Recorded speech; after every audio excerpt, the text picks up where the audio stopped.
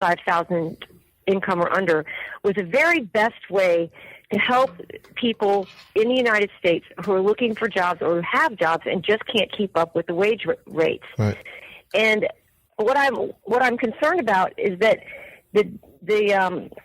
I think that the KKK question was actually planted just to make Trump look bad in the first place originally. Right. But I think that this whole racism theme has been created by the Democrats to alienate people in the United States who are not white from thinking about voting for Trump because they're afraid that he's a racist without looking at what he has to offer, which is, yes, Sally, they're playing from the old playbook. If you remember back when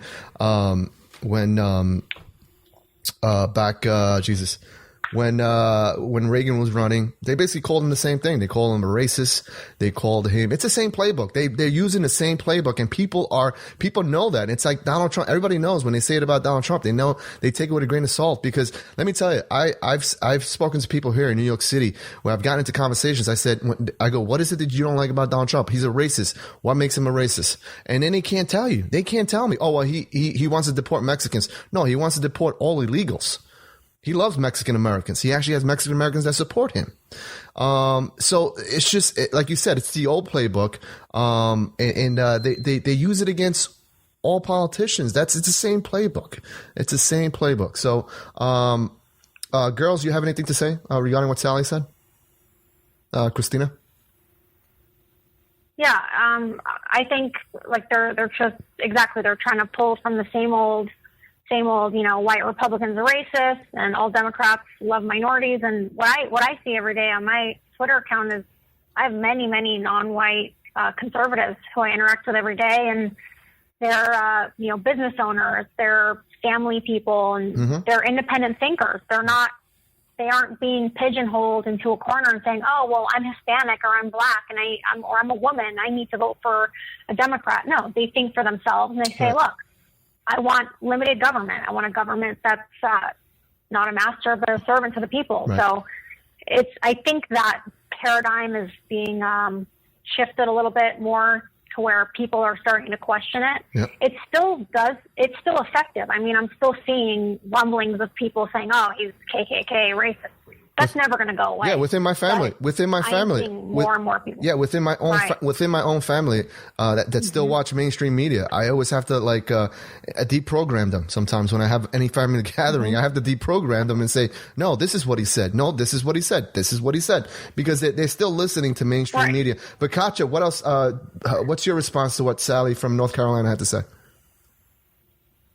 I think that the Democrats are the identity of politics. They put everybody in boxes. They control everyone. They're the ultimate puppet masters of their voters. It's disgusting.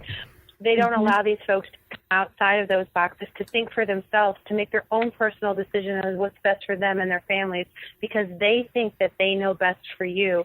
And what you're seeing, I think, is a revolt. There's a revolt within multiple minorities. They're done with it. They're done with being told what they can and can't do, how they can and can't think, where they can and can go, how they can create an incredible community, jobs. I mean, people want jobs. They want to have a good life. They want to be able to make good choices and be able to think for themselves. And I think that you're seeing a complete revolt of the old way of politics. And this whole racism thing with Mr. Trump, although it has been effective somewhat, I don't feel that in the long run that's going to work for them. Yeah, because it's something that you're against. We're so against Mr. Trump because of all these made-up stories. They're not true. Right. Sally. They're just not. Yeah, Sally, I want to thank you for calling. Thank you very much. Take care. Thanks, Sally. Bye-bye. I want to pick up really quick before I get to my next topic. Jim Maddox, my pal Jim Maddox from Twitter. How are you, sir? Welcome to the Silent Majority. I'm doing great there, Christino. And how are you? Hi to Katya and Christina.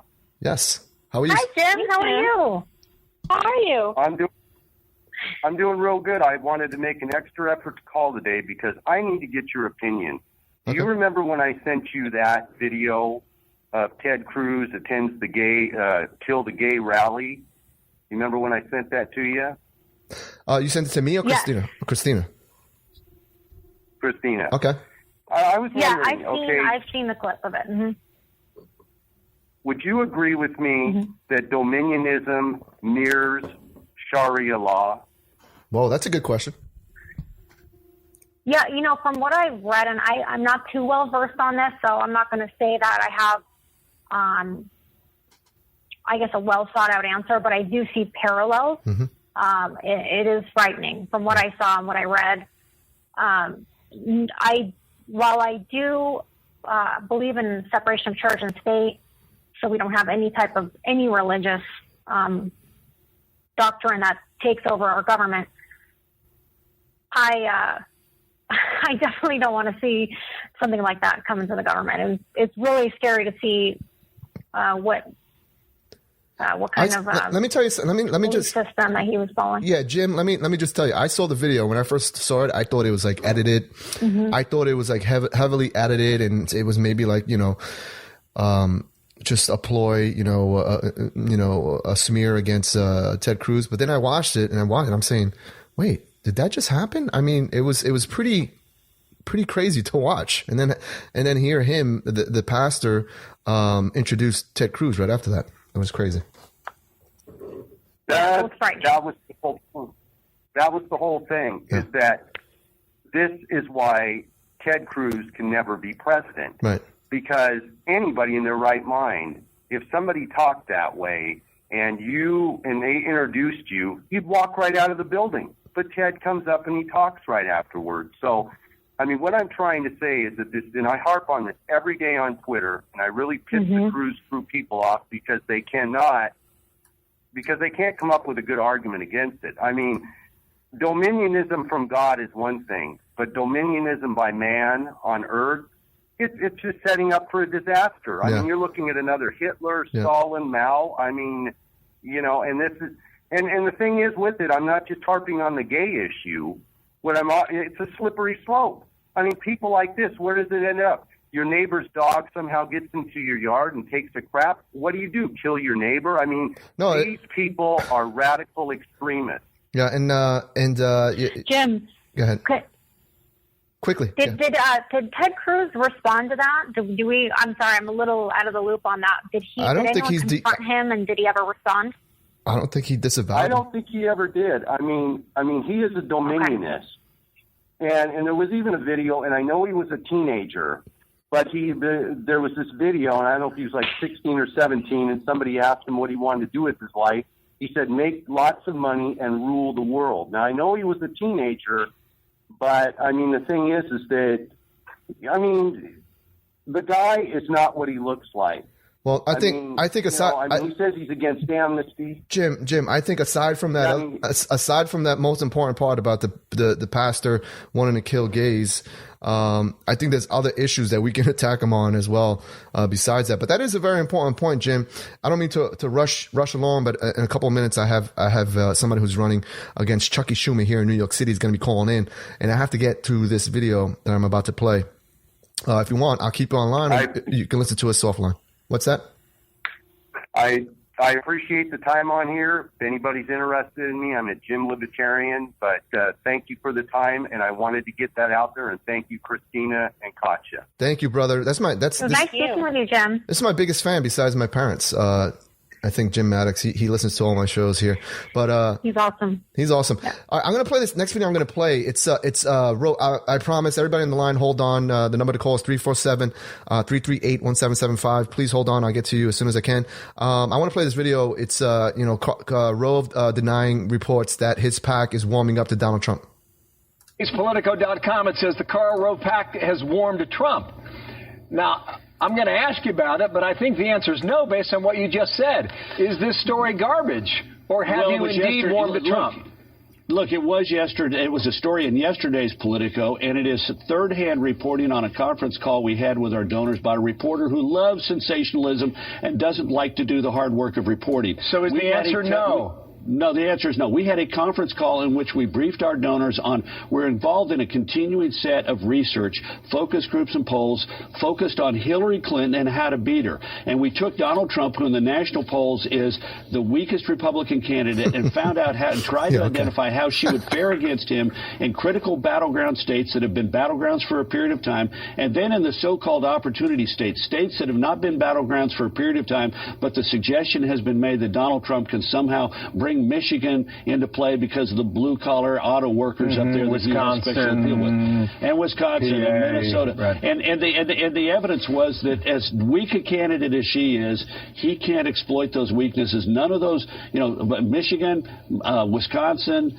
Minnesota, those opportunity states, they don't come into play with Donald Trump. So sorry. What's your conclusion then? Can he beat her in a national election? Yes or no? Well, look, the purpose of the call was not to identify that. My personal view is he can't. The purpose of the call was to say, in order to keep her weak, we can't let her up off of the mat. We need to continue to go after her in order to keep those negatives, which have been growing. We need to keep them growing and keep her and deny her the opportunity to enhance her reputation, to restore her numbers, because she's a dreadful candidate today. And we need to keep her. Okay, now, final thing I need to quick. A softening of the anti-Trump position. You're saying that's not true? No, read my op-ed yesterday in the Wall Street Journal. Oh, I have. I recommend it to you. Okay, all right. Yeah, right did that sound like... All right, there you have it. That was Karl Rove, who hasn't been right in about 1 million election cycles. So here he is. He's saying he's denying reports that if you watch, I didn't play the Bill Stills report 790. You can go to YouTube and type in Still report number 790. There he explains how they are warming up to him because they're trying to make sure that those running for Senate and Congress get reelected. So they have to start warming up around, coalescing around the guy who's most likely to win. And for him to say that he cannot beat Hillary Clinton is hilarious because Hillary could barely beat Bernie. Christina, try not to laugh, girls. I love it. Yeah, try not to laugh. Koch, I'll let you. Yeah. I'll let you talk first. Well, come on, man. I mean, the thing is that Mr. Trump made one statement back in December about, Slick Willie and all his evil deeds with all those women. And Hillary's numbers went boom because a lot of these millennials had no idea all of the scandal that was associated with those 30-plus women that have accused him and, documented all the sex scandals, et cetera. And, of course, we know that it happened with Monica Lewinsky, Jennifer Flowers, and the list goes on and on, et cetera. So Christina can't contain herself. Absolutely hilarious. And Karl Rove knows. Karl Rove knows exactly what's going on. Yeah. He's just Elmer Fudd, as I call him. No, he knows what's going on. And Christina, before I get to you, there was a specific phrasing he used there when when Bill Hammer asked him, so is your PAC saying that Donald Trump cannot beat Hillary? And he says, no, my personal opinion is that he can't. So his personal opinion is always wrong. So that means that the PAC thinks that Donald Trump could beat her. Christina. Oh yeah, Chris, I haven't watched Fox News in so long. Every time I watch some of these clips, especially with Karl Rove, I laugh. I mean, where was his whiteboard where he has all his drawings? He's not. I mean, and when was the last time anyone has ever documented anything that he said has been accurate? Right. So I don't know. Remember Romney won. Yeah. Yeah. According to Rove. Well, here's the thing. His opinion doesn't really. Here's the thing. Now they're all of a sudden they're saying, well, we have to spend money on attacking Hillary Clinton because she's getting strong. Let me tell you something. Hillary Clinton is self-destructing. You don't need to do anything for her. She's self-destructing. They should stop spending their money attacking Donald Trump, and maybe he'll beat her even that much easier in the generals.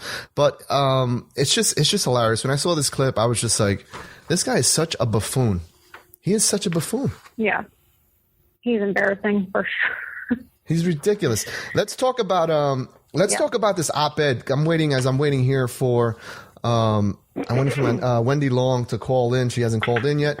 We'll wait and see if she calls in. But if she calls in, we'll drop this story. Let's talk about the op-ed that Donald Trump Donald Trump wrote, I believe it was in the Washington Post, a few snippets from the op-ed I tweeted out earlier today. He says a planned vote has been canceled. He's talking about Colorado there, and 1 million Republicans in Colorado were sidelined. In recent days, something all too predictable has happened. Politicians fiercely defended the system. These are the rules we were told over and over again. If